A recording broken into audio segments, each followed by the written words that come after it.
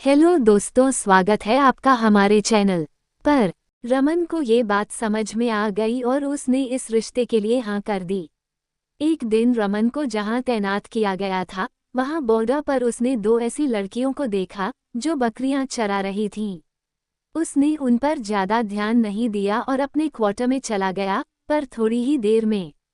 हमारी यह कहानी एक फौजी के प्यार पर बुनी गई है, जिसका नाम रमन था।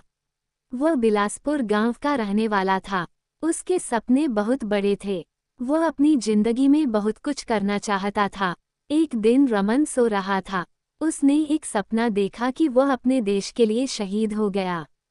तभी से उसने फौजी बनने की ठान ली। जब उसने यह बात अपने माँ बाप को बताई तो वे चिंतित हो गए। उन्हें लगा कि अगर उनका बेटा फौजी बनकर उनसे दूर चला गया तो वे अकेले कैसे रहेंगे। लेकिन रमन का यही कहना था कि उसे अपने देश के लिए फौजी बनना ही है, क्योंकि वह अपने देश से बहुत प्यार करता है। इसके बाद वह फौज में भर्ती होने के लिए कड़ी मेहनत करने लगा और एक दिन उसने फौज में भर्ती होने का फॉर्म भी भर दिया। कुछ समय बाद रमन की फौज में भर्ती की लिखित परीक्षा हुई, जिसमें उसने पहला स्थान हासिल किया। परीक्षा पास करने के बाद उसने फौज की ट्रेनिंग की। आखिरकार वह दिन आ ही गया जिसका रमन को बेसब्री से इंतजार था और वो फौजी बन गया। इस बात से रमन के परिवार वाले ज्यादा खुश नहीं थे, पर जब उनकी एक न चली तो उन्होंने रमन की शादी करनी चाहिए। उन्होंने गांव की ही स्नेहा नाम की एक लड़की उसके लिए पसंद कर ली, जो रमन के बचपन की दोस्त थी। जब रमन को इस बात का पता चला तो वह बहुत नाराज हुआ। उसने अपने फौजी दोस्तों को इस बारे में बताया तो वे बोले कि अगर वो लड़की अच्छी है और तुम्हारी दोस्त भी है तो तुम्हें उसके साथ शादी कर लेनी चाहिए। रमन को ये बात समझ में आ गई और उसने इस रिश्ते के लिए हाँ कर दी। एक दिन रमन को जहाँ तैनात किया गया था, वहाँ बॉर्डर पर उसने दो ऐसी लड़कियों को देखा जो बकरियां चरा रही थीं। उसने उन पर ज्यादा ध्यान नहीं दिया और अपने क्वार्टर में चला गया, पर थोड़ी ही देर में उसे किसी के तेज बोलने की आवाज सुनाई दी। रमन अपने क्वार्टर से बाहर आया तो देखा कि बकरी चराने वाली एक लड़की के साथ एक फौजी बदतमीजी कर रहा था, जबकि दूसरी लड़की वहां से शायद भाग गई थी। रमन ने उस फौजी को लताड़ा और उससे भिड़ गया। इस बात से वह लड़की डर गई।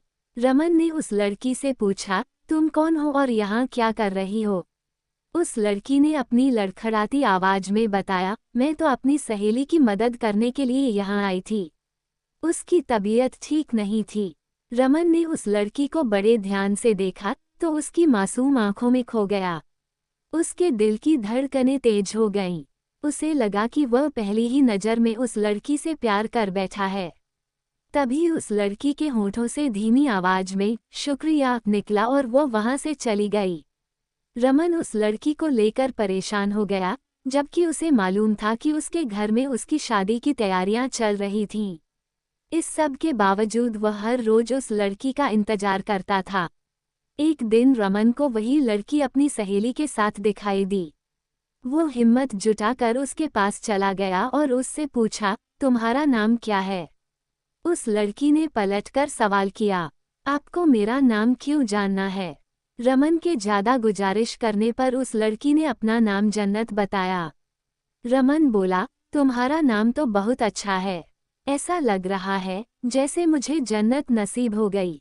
जन्नत ने रमन को टोकते हुए कहा, आप ऐसी बात मत कीजिए, मुझे अच्छा नहीं लगता। रमन ने कहा, मैं तो सिर्फ तुम्हारी और तुम्हारे नाम की तारीफ कर रहा हूँ। जन्नत चुप रही तो रमन ने पूछा, तुम कहाँ रहती हो? लाहौर में, जन्नत बोली। तो यहाँ बॉर्डर पर क्या करने आती हो? जन्नत ने बताया, यहाँ मेरी सहेली बकरियां चराने आती है। बहुत दिनों से उसके अब्बू बीमार हैं। मैं सहेली की मदद कर रही हूँ। रमन जन्नत को अपने दिल की बात कहना चाहता था, पर डरता था कि कहीं इसके बाद वह यहाँ आना ही न बंद कर दे। लिहाजा उसने खुद को रोक लिया। उधर जन्नत भी रमन को मन ही मन पसंद करने लगी थी, मगर वह भी कुछ नहीं बोली और चुपचाप वहां से चली गई। एक दिन रमन ने अपना दिल मजबूत करके जन्नत को बोल दिया, जन्नत, जिस दिन से मैंने तुम्हें पहली बार देखा है, तब से मैं तुम्हारा दीवाना हो गया हूँ। मैं तुम्हें पसंद करने लगा हूँ। तुम हर समय मेरे दिलो दिमाग पर छाई रहती हो। ये सुनकर जन्नत बोली, आप भी मुझे पसंद हैं। आपने पहली मुलाकात में मुझे उस फौजी से बचाया था। तभी से आप मुझे बहुत अच्छे लगने लगे थे। जन्नत, क्या तुम मुझसे प्यार करती हो? रमन ने पूछा। हाँ, जन्नत ने जवाब दिया। इसके बाद वे दोनों रोजाना मिलने लगे। रमन जानता था कि उसकी शादी कहीं और पक्की हो गई है और वह जन्नत से प्यार करने लगा है। तो उसने काफी सोच विचार करके एक दिन जन्नत से पूछा, क्या तुम मेरे साथ शादी करोगी? जन्नत ने कहा, इस बात के लिए मेरे अब्बू कभी नहीं मानेंगे, क्योंकि तुम एक हिंदुस्तानी फौजी हो और मैं लाहौर के मेयर की बेटी। ये सुनकर रमन बोला, अगर तुम्हारे अब्बू नहीं मानेंगे तो हम यहाँ से दूर जाकर शादी कर लेंगे। जन्नत बोली, अच्छा, मैं अपने अब्बू से एक बार बात करके देख लेती हूँ। इतना कहकर वह चली गई।